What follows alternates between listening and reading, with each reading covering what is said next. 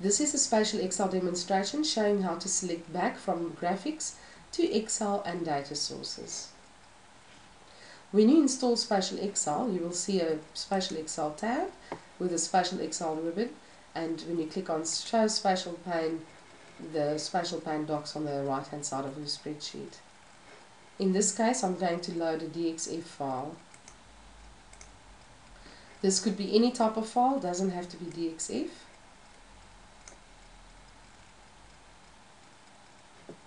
And there my DXF file appears.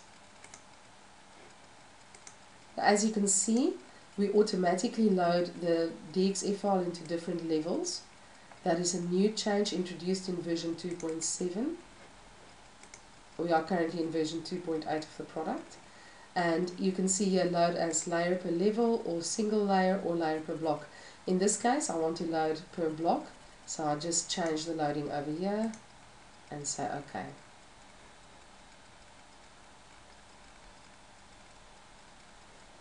And now I've got different blocks that my data is separated in. To show you the link with Excel, I'm going to select all of these and just turn off all the blocks first. Then I'm going to do this particular layer, LV end, and I'm just going to copy the data in that layer.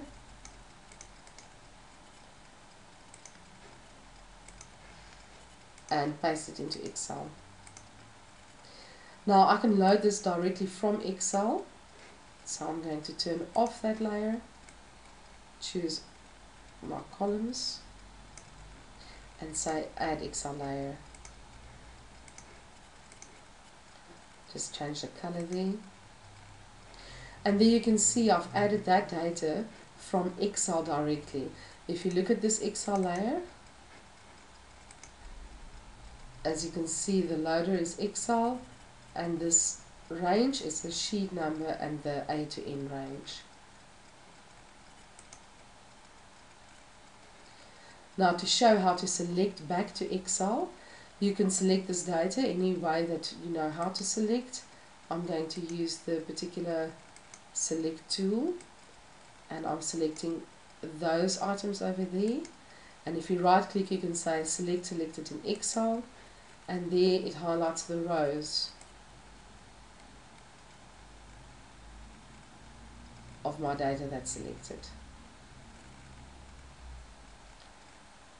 So that is selecting back to Excel. It also works if you have no geometry column here, and you simply add your data with an ID, and you can basically link back and then select as well. Let me show you how that's done. Let's take another example.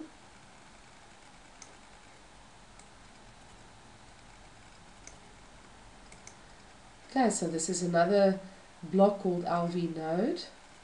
Let's go to sheet 2, and I'm going to copy this out without the geometry. So this could be any other data. In fact, I won't have length, area, volume, or type. It doesn't have to be from this specific DXF file. It can be from another data source, as long as you've got a field that links, like in this case element ID, to the data. So I'm going to select these now, and I'm going to link this to that particular graphics area. So instead of add Excel layer, I'm going to say link range.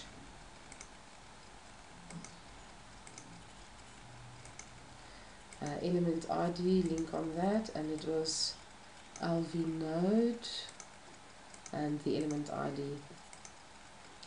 Now, for instance, you can see here under my data sources, there's my link, and if I go into my spreadsheet, I can go into row 5, zoom selected, and then it will show me that particular one on the graphics area.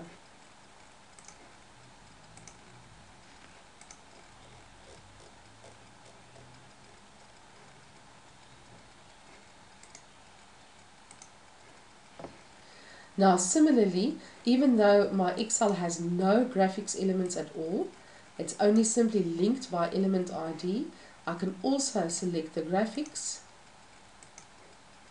such as there, and select it in Exile, and it'll ask me which one I want to use. It's from sheet 2, and there you go. If there's more than one option, it will open or show you both sheets or all the different ones you can choose from. So that's the Excel side. But now we also have another choice. We can also use just our normal data grids. So I've now opened up both of these. I'm just going to unselect everything, and let's just change LV node to be a different color.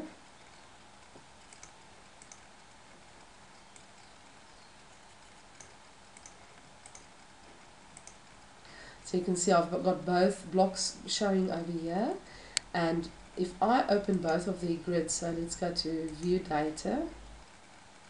Okay, so that is LV node. Let's do the same with LV end.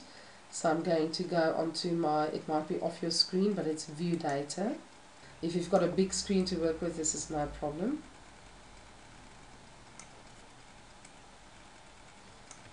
Okay, now when I do select here, I can select across these different blocks.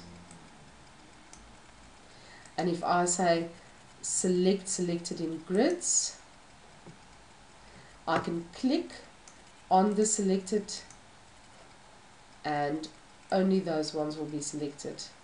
Let me show you with a count if that's the case. So 94 items here were selected, and in this particular grid 70 items were selected. If nothing is selected,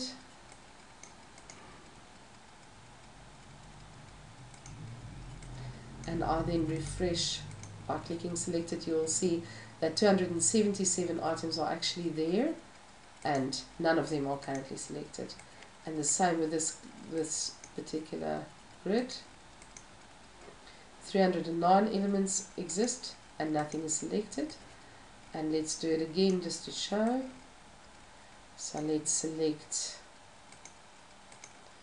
over here, and again I can now click and see 19 elements there have been selected and 23 items there. And if you don't sort by selected and you just go down, you will see with a little tick mark the items that are selected. Okay, so that is selecting with grids. And then just as a final thing to show, we can also have data sources such as databases. I'm going to bring in a new data source here. Let me just unselect all here before I start with that. And I'm just going to turn off the LV node and just have LV end. So I'm going to add a data source.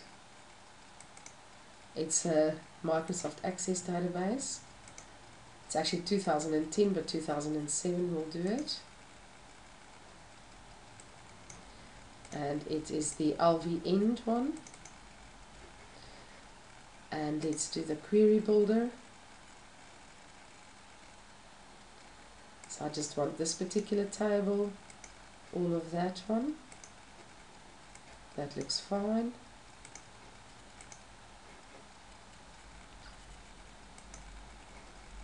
And then I would like to link that up with my graphics.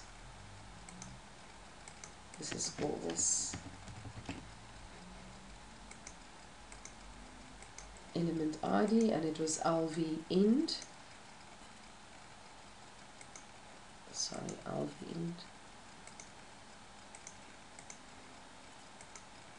There you go. So now this is linked up with an Access database with a particular element ID.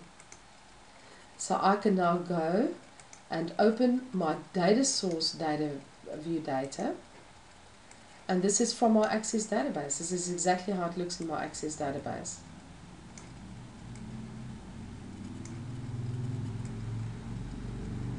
And I can now go and select data in here, and right click and say select selected in grids, and if you go down here you will see from the blue that those items were selected. And in fact, if I right click, don't left click because it will take the selection away, right click and say copy selected data, I can now even go and paste that in Excel